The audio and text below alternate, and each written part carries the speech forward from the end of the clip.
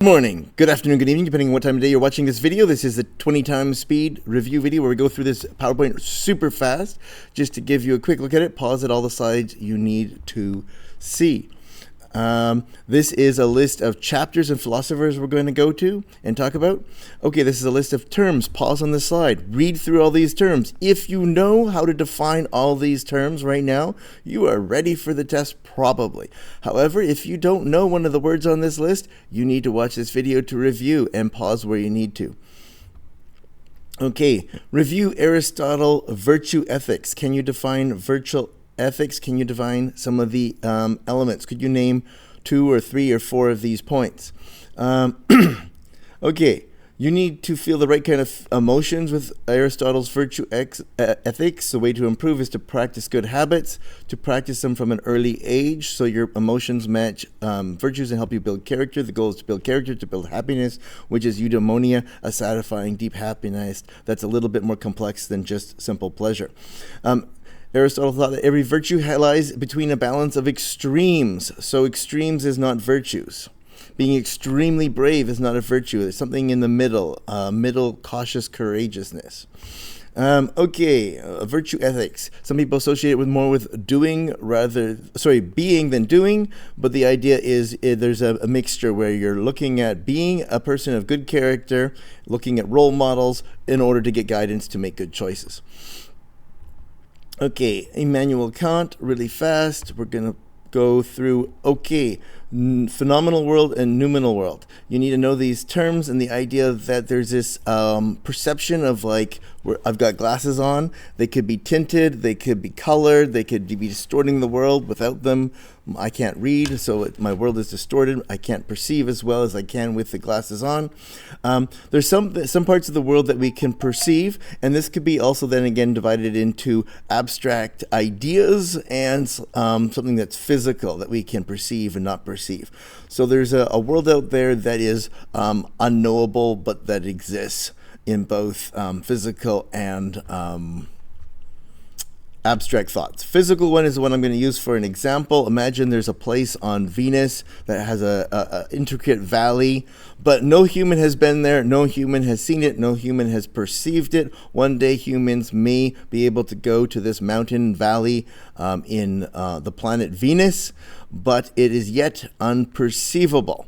So that gives you a quick example of something that has not yet been perceived, that's sort of physical, just to give you a simplified metaphor for this term. All right, moving on. We're at speed. We can't spend a lot of time on that. Okay, filter. You need to know that there is this concept of filter, that everything is filtered through perceptions, which is why that humans have different opinions. The reality is still the same. So Immanuel Kant is arguing that there is some sort of more objective reality, and therefore making a case for more objective morality. Okay, a priori knowledge, things you know before you have to go do research and make observations. So knowledge from before is a way to simplify this term. It's a little more complex than that. Anyway, moving on for speed. Okay, so this framework is giving logical support for free will, objective reality, and the dissonance between deterministic physics and free will. Deterministic physics basically means that there's a key thing about cause and effect that changes outcomes or destines outcomes. Moving on really fast. What do we need to know from this slide? Logical support. This is about logical support. This is about making a case that morality can be decided and determined what you should do based on logic, moving away from both emotion, superstition, and religion, or all those things. So you don't necessarily need a priest to read scripture to tell you what to do, because you should be able to achieve don't steal, don't murder, do not lie, all through logic based on, I don't like it if other people steal from me, I don't like it if other people lie to me, therefore, because I do not want the entire world to be lying to me, I can logically conclude that the world would be a better place if people did not steal and did not lie, and therefore I should also not lie and not steal. That's the logical simplified version of how we get to there through logic, achieving that morality can be achieved through logic. And it's about once you get there through logic, you create rules and duty that you must follow based on this foundation of logic, not worrying about the consequences like we'll see in consequentialism or utilitarianism. It's not just about what you do, but why you do it. So your intentions of doing it for logical reasons is incredibly important. If you're doing it to avoid guilt and shame or to gain feel good of generosity, those are not moral reasons according to Kant. If you're doing it to avoid prison or gain money, that's also not a moral reason according to Kant. It's not about what you gain, and it's not about what you lose. It's not about the consequences that happen afterwards. It's all about your intentions to follow logical principles, follow the duty based on logic. Okay, Kant thought emotions should not come into reality, and everybody should be able to achieve morality through their own choices. So this idea is that it's inclusive of people who are illiterate, who can't read a religious text, who don't have access to that, who don't have the emotional guidance, because everybody should be able to have enough logic to get to these decisions through logic. There's some terms to know, like universal maxim. Those are some terms you should study. In this fast version, we're not going to go over them.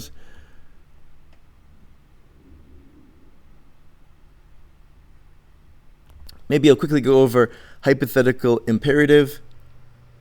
A hypothetical imperative is basically what we were talking about, where you are doing something to avoid prison or avoid guilt. That is hypothetical, an if-then statement. So that's not what he is talking about, a categorical imperative, which is something that you must do based on logic. Okay, so another vocabulary word you should know is deontology, which is simplified to the study of duty or rule-based or principle-based ethics. And Kantian ethics is another way of sort of a subcategory of that. Now, if you think about heroes like Superman, Batman, and Spider-Man that follow rules of like you should turn over criminals to the justice system to follow the principles of justice and the rule of law, rather than taking your law into your own hands to avoid a mass tragedy like a psychopath like the Joker committing lots of murder, you could see that they're following some level of a duty-based ethics. And if some vigilante from the comic world is sort of a vigilante who starts killing people to save lives, there's something that sits with that and they become an anti-hero in pop culture. So think about pop culture and the difference between a superhero and anti-hero to think about how we psychologically think about this in fiction. Okay, a categorical imperative is an order or duty. Compared to Aristotle thought you should have the right feelings. Really fast. Moral realism is objective morality, and moral relativism is subjective morality. Pause on this slide if you want more information. Do some research if you want more information. And then we should also teach you the terms. Moral sentimentalism is emotions help construct reality. That's a philosophical moral theory that you should be aware of and should look into. And then we've got emotivism, which is more about talk rather than language. So moral talk such as murder is wrong is similar to boo, murder, which is neither true nor false because it is an exclamation. This is more about moral talk and not advice about which action to take. So this is different from I really feel very strongly that murder is bad, and I think that's a true statement, and my feelings are true, and you should agree with my feelings and have the same feelings. Okay, utilitarianism is what we're getting into next. Okay, so utilitarianism is based on the consequences of your actions. It's an aggregation adding up the pros and cons, or the good and the bad, or the harm and the pleasure. And so it's based on some presuppositions or a priori. So it's assuming right from the get-go that we're going to all agree that pleasure is a good thing, and that's what we're going to add in as a good thing. And so this is where it's a debatable, well, what about some people who are arguing learning is a good thing? So if it was, say, teachers looking at this theory, they might say learning is just as important as pleasure, or there might be some other variables that people would look at. So if pleasure is the only thing that's important and not learning, how does that fit with other constructs? All right, the other one is pain and suffering is bad. And again, we're making an assumption right from the get-go that we're going to all agree that pain and suffering is bad. And there might be some niche cases where Olympic athletes who train and suffer through their training regimen to become a champion are going through something that's painful and suffering in order to achieve something, and so we would have to account for that as well. So later on, a different philosopher comes along, John Stuart Mill, who tries to address some of these concerns, but when it's first invented, utilitarianism is more simplified and straightforward and doesn't necessarily deal with all this nuance. Okay, here we go. Simplified utilitarianism is make a choice that maximizes pleasure and minimizes pain. That's simplified. The longer version is first work out how much pleasure a particular action will bring about, take into account how long, how intense, how likely that will give rise to future pleasure, then subtract any units of pain that may be caused. You should memorize that list, take a photograph of that list, pause on this slide, and memorize that list. Comparing Kant to Bentham, in Kantian ethics, Kant would argue that lying is always wrong based on the logic that you do not want people lying to you all the time, and therefore we need to logically make a rule that we should all avoid lying all the time and the world would be a better place. Okay, Bentham is arguing that you want to focus on minimizing pain and maximizing pleasure to decide whether lying is right or wrong, and then make a choice. So an example to help you put this into the concrete world: if your girlfriend, your grandmother asks you, do you like my cooking? Do I look fat in this dress? What is the correct answer to say? Is the best answer, the loving answer, the caring answer, to make what's called a white lie, or a lie that's based on love and kindness? Okay, some revolutionary gold nugget from Bentham to think about is there is this connection to the value of equality. In the time period he was writing, equality was not like a universal value that you might find today, where there's many people who value equality. There were lords and the nobility and the aristocracy who believed that they were more equal or had more rights. And so there was a definitely set up where there were classes and inequality. So this is the revolutionary idea that everyone's happiness is equal and everyone is to count for one.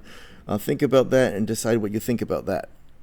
As always, you be the judge and you think about what you value more, freedom or equality, and why.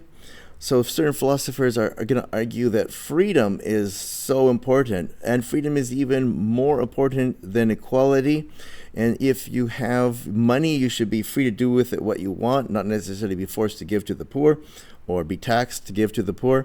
However, on the other hand, a counter argument would be that the poor people are not necessarily free if they don't have the basic needs met. They need some basic needs met in order to have the maximum amount of freedom. Okay, counterexample. There's a famous sheriff counterexample. We're not going to get into it in this very fast version. Take a look and Google this. We're going to watch a video in class about this, but we're not going to do this right now in this. McCloskey's insight. Okay, we're not going to watch that video right now. Here's some real-world connections to help you think about this concretely. Vancouver bulldozed a neighborhood to build a viaduct, started a highway system, help hundreds and thousands of commuters. Maybe, let's say, 500,000 now people commuting into the city. But now, although a small number of people suffered greatly in order to build this highway system, is that ethical? You think, you be the judge. There's an article here arguing that was not an ethical choice. And you be the judge about looking at the debate around Seacott Prison based on if somebody was purely following the rules and values of basic utilitarianism, what outcome and judgment would they make about Seacott Prison? Think about that. Discuss. Pause the video. And if somebody is following a different moral construct, what would they think about this? How many people go to jail for the sake of everybody else, and that is good and fair? There's also a fictional story called The Ones Who Walk Away from Omelas that we watched in class, a little bit of that. We're not going to get into that right now. Across BC, people are... Okay, Hegel. He values history. He values the dialectic process. That is the simplified Coles Notes version. Let's dig into that a little bit deeper. He thinks that everything is related to time, and the historical context is huge, which totally relates to history classes. Heavily influenced by Kant's metaphysics, Hegel came to reject Kant's view that nominal reality lies beyond the phenomenal world, rather accepting that noumena rely beyond perception, causing our experience. He concluded that mind-shaping reality is just reality, is nothing beyond it, but this did not mean that reality remained in a fixed state. For Hegel, everything is a process of change. This everything is a process of change eventually influenced Karl Marx, and that's the idea that history is pushing towards a destination, much like gravity and erosion. Hegel's study of history wasn't a separate activity from philosophy. It was part of it. History and philosophy were intertwined for him, and everything was driving towards something better. History has an end target. You study history and philosophy together. We make progress in thought by a clash between an idea and its opposite. That's a quote from our textbook. So this is now about the dialectical process. This is huge. You need to memorize this. This is an absolutely huge gold nugget. You can agree or disagree with this. However, this argument is putting forth that we really need opposition parties. We really need a clash between strong unions and strong employers and people arguing for landlord rights and rentals rights. The idea of this sort of clash between different ideas puts towards better ideas, and not just political ideas, but all types of ideas. And we need to argue things out with dialogue, not just name calling and silly emotional arguments. Okay, so first, something is put forth. It's called a thesis. Then this is met with a contradiction, an opposing idea, which is an antithesis, or if you prefer the odd pronunciation of antithesis, your choice, antithesis or antithesis. From this clash of ideas, more complex, refined third person emerges as a synthesis. Now, the main reason for pronouncing it antithesis would be to help you with spelling, but then antithesis is a common pronunciation. This process is cyclical, so you go back and forth, going around and around, refining ideas, and fusing ideas together with a little bit of balance from other ideas. So let's go, to help you understand this concept, let's go with socialism and capitalism and look at British Columbia, where British Columbia has taken elements of both capitalism and socialism and put them into practice in how the government of British Columbia does things. And therefore, British Columbia is a synthesis of both capitalism and socialist, where there's some free market things going on. However, there's government-run schools, government-run hospitals, government-run BC Hydro, government-run car insurance, government-run liquor stores, government-run libraries, ice rinks, fitness places, government-run swimming pools in the city of Surrey, especially in the summer, where you can go to those swimming pools for free. But basically, you're looking at taking ideas and mixing them together with synthesis. The master wants to be recognized as self-conscious. The individual needs individual, but he needs servants or slaves or workers. Okay, so the key point here is that Hegel is arguing that freedom is most real when we work as a community to help everybody be free, even the weakest, the working class, the servant class. In this context, he's talking about slavery, but it's basically we need to respect everybody's freedom. And the more we build a community where everybody is respecting everybody's freedom, the more we will all be more free. And if we do not do that, if we encroach on someone else's freedom, and then everybody is encroaching on other people's freedom, then we will all be less free. So this is an important point to think about. Okay, Schopenhauer. He was a gloomy pessimist. When he got a job as a lecturer in Berlin, he was so convinced of his own genius that he insisted that his lecture should take place at the same time as Hegel's. This wasn't his greatest idea, as Hegel was very popular with students. Hardly anyone showed up for his lectures. His most important book was The World as Will as Representation. This has some interesting ideas to dig into. The world as representation means the world that we live in. Like Kant, Schopenhauer believed that there was a deeper reality that exists beyond experiences and what senses construct. Kant called that the noumenal world. However, Schopenhauer, in contrast, believes that we should not assume that the noumenal reality was divided. Okay, also the will. So this is an interesting issue in terms of ethics, that there's some sort of driving force affecting everything. One way to look at it is like erosion and gravity, where it's just a driving force to erode mountains. Another way of looking at it is, maybe to simplify it, is the idea of what makes trees and plants grow, or what makes magnets attract. The same driving force is in everything. And so there is something in this force driving us to do certain things beyond our logical, reasonable, rational mind. Therefore, for example, you could use the example to help make this complicated idea simplified. You could look at reproduction. Are we making a rational choice to reproduce and have children? Some people will argue yes, because having children, you could make a rational conclusion that it creates more meaning, more purpose. You're creating meaning. You're having a meaningful relationship with someone who's close to you. However, someone like Schopenhauer would argue, no, there's a force pushing you in this direction, and if you overcome this force with reason, you might make different choices. All right, we're not going to get into the long version of this idea of will in this version.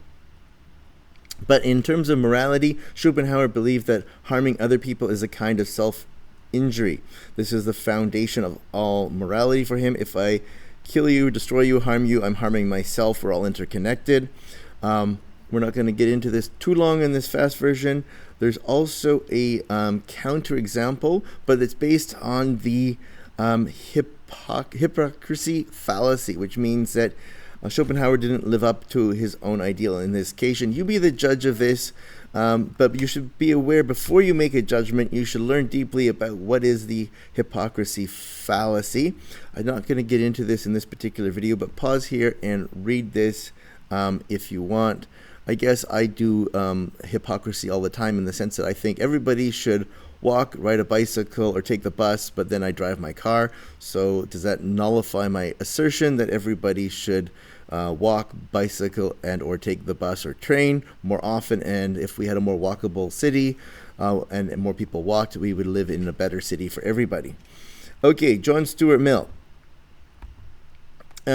He has a very educational childhood, where he's an educational experiment, being educated by his father to become a philosopher, his father's part of a group called Philosophical Radicals, along with Bentham. They're both very passionate about utilitarianism. So John Stuart Mill is brought up to be a philosopher right from the beginning, and then he develops utilitarianism further and looks at trying to refine some of the issues of the counter-arguments.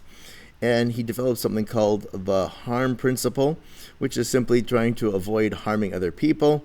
There's also a complicated story where he has a love story. We're not going to get into the love story in this really fast version, but pause or Google the love story if you're interested in that context of his writing. But he also advocates for individual rights and freedoms mixed with utilitarianism. So the idea that utilitarianism should not trump and overshadow individual freedoms. So it should be put in practice where individual freedoms are really, really, really important, along with utilitarianism. Okay, that's a simplified version about John Stuart Mill. Slow down. This is the simplified, super fast version. Pause on these slides. So John Stuart did not like either the government or the majority of people telling people what to do in terms of utilitarianism. He wrote an essay on liberty, which is about freedom, but this is in the context of a scandalous romantic story, but you decide. It may or not have been a romantic story. It may have been a friendship, but it was controversial at the time. We're not going to get long into that. Okay. Here's a list of pros and cons. We're not going to spend time on this ultra fast version. Take a look, pause here if you need to. We're going to go through Darwin really fast on this version, mainly because you've already learned about Darwin in science class. Pause on any of these slides if you are not familiar with the theory of evolution or natural selection. but I'm going to assume that we don't need to spend a lot of time reviewing this because I assume most of you know what natural selection is at this point in time. However, what you should know is that there's some moral theories that come out of natural selection and evolution. There's good, bad, and the ugly. All right, so let's say with a lot of this, it's not Darwin himself. It's Darwin influences other philosophers, which is why he's included in our philosophy textbook. And he influences philosophers and thinkers and politicians who influence more people. And there's a domino effect, and I'm going to not talk a lot more about the domino effect. But it forms a chain reaction into this idea of moral thinking. Okay, hypothetical positive example would be something like evolution and theory of natural evolution influencing all these different domino effects, which eventually comes along and influences vagal theory, a psychological concept that's perhaps more researched by being able to compare the human brain to the animal brain. That's probably the connection. Basically suggests that our brain in certain states will be less reasonable, less rational, and not engaging our prefrontal cortex and our thinking and our logic, but more reactive, where we might be in a mode of flight, freeze, or fight mode, and we're doing much more reaction, where our brain causes us to do things faster than our logical thinking part of our brain would. Okay, that's one example of something that may come out of natural selection. There's some philosophers up on the screen. You can take a look and pause on here. I'm going fast, so I'm not going to read this slide out. And again, I'm not going to read this slide out going fast, but there's also the good, the bad, and the ugly that comes out of this, including, again, it's not Darwin himself that comes up with some bad racist ideas or eugenics, but at any rate, read this. We're moving on at the fast speed to Kierkegaard. Okay, Kierkegaard, an incredible tragic love story. Everybody loves a love story, but do you like a tragic love story? Well, the love story is an interesting hook to get into learning about Kierkegaard. He's also, for some people, another interesting hook is considered by some to be the father of existentialism, or a precursor to it, or a grandfather, or some type of leader moving towards this idea of angst over decision making. Anyway, but he's also a bridge because he was a Christian, and there's some later existentialists who are more along the lines of atheist existentialism. But there's this bridge where you can hypothetically be both thinking about existentialist thought and a religious person. So he's a bridge between the past and other philosophers. Okay. He decided basically to break up with his fiancée and have some angst about that, thinking that was going to be the better, more logical choice to further his career, to give him more time to write and be a philosopher. And maybe he was thinking that his logic was his writing was going to be so important and such a contribution to thousands of people that is the ethical choice to help all the people who are going to get to read his writings, and his career is going to be better. However, the counter argument for people would say, well, he may have missed out on a lot of meaning and joy and purpose by choosing to remain single. And maybe he missed out. Maybe his writings might have been richer about love if he was in a romantic relationship. Okay, so he is someone who wrestles with decision making, either or. And some of this decision making, much more like existentialism, it's the idea that it's not necessarily about which choice is moral, it's just which choice. For example, you might be faced with a choice in life. Should you join the army? Should you pursue this career? Should you stay home and take care of a sick mother, or should you fall in love with someone and travel to France, or should you have children? And the idea is that basically with all these type of choices, perhaps none of these are moral or immoral. They're just choices. None of them are necessarily good or bad. They could all be good. They could all be bad. They could all be meaningful in their own way. The key issue is you have to live with the consequences of your choices. You have to live with your feelings. You have to live with your regret. And you have to think about living with the angst and regret of your own choices. Are you satisfied? And therefore, you can't really ask anybody else for advice in what you should do, because the person you ask for advice isn't going to live with the regret. They're really like, you have to wrestle through the logic on your own to come up with your own choice about what you will or will not be happy with or regret in the future. And therefore, advice is at least very limited. Maybe advice is more like, well, I made this choice and I regretted this choice, or I made this choice and I didn't regret this choice. And you could learn from other people's stories, but it's really about making your own choices. You have freedom to make choices, but you have to live with the consequences of your choices. There is a simplified fast version. This is 20 times faster than regular speed. You be the judge. Google the term cognitive dissonance and post-purchase dissonance, and again, you be the judge. Do you think Kierkegaard's writings were influenced by the psychological concept cognitive dissonance or post-purchase dissonance? Or was he really feeling very convinced he made the correct choice in breaking up with his fiancée?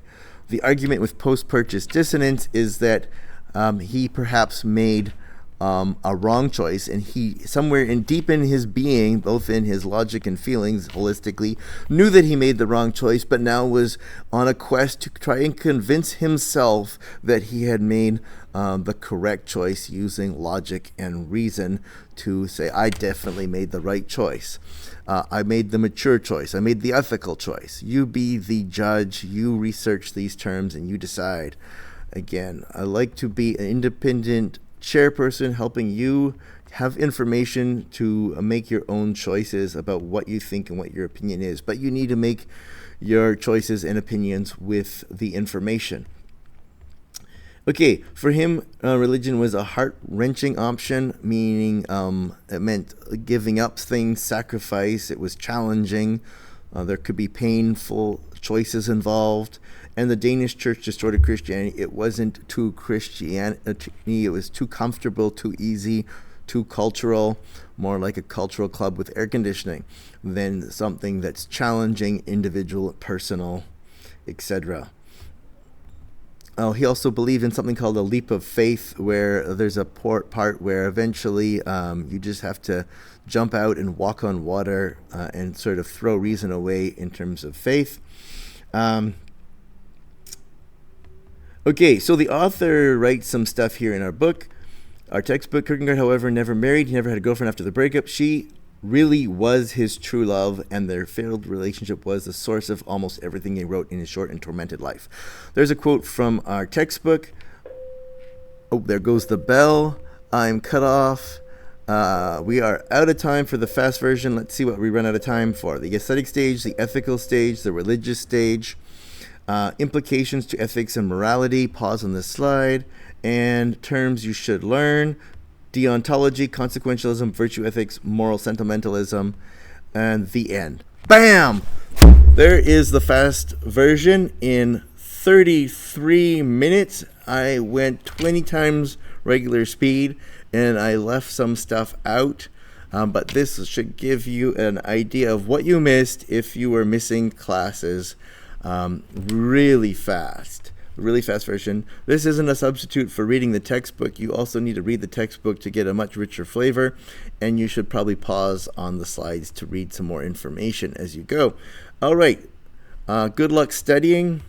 Keep on learning, and keep on learning for the joy of learning, even beyond the test, to help you make good decisions in life that you are satisfied with your decisions, that you get a sense of joy, peace, pleasure, and calm over your decisions, and you don't feel a sense of angst, torment, and regret. Good luck with the choices you are going to make. And remember, philosophy in Greek means the love of wisdom, and wisdom is about making good choices based on the rubric that you set up. Here we go. Goodbye.